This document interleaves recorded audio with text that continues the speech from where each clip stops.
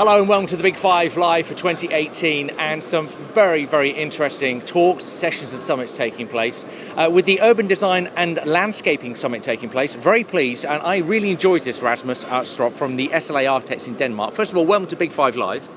Thank you very much. It's an honor to be here and to see the development that is going on in the region. So I really like to be here. It's a fantastic city, isn't it? And you know, I really enjoyed your talk because I love Paris as well as Dubai, and you had some innovative solutions that you're working on there. You were talking about how to grow a livable city. Explain the things you were going through. Yeah, I think actually grow is the key word here. Both when we do hospitals or when we do residential buildings, we also grow them. You know, you can't just build things. Basically, our office believes that there's two elements. There's the grown and the built environment, and they are complementary to each other. You know, so you can't have one without the other. And this is the key to success in any place in the world, that you need to embrace nature, basically. And you've been given, the Paris initiative is fantastic. Talk me through that as well.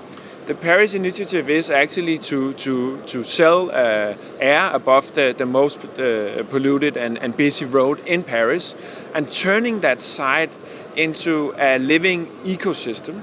You could say it's an organism that cleans the air for the people who live there, but also for the surroundings. So it's a new way of thinking.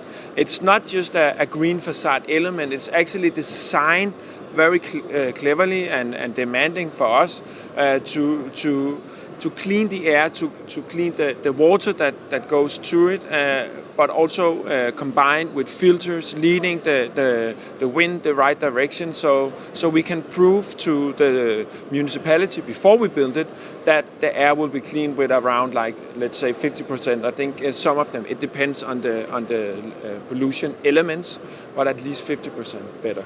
And this is all of your desire to evolve nature within the future cities, isn't it? It is. This is the way we think things should change.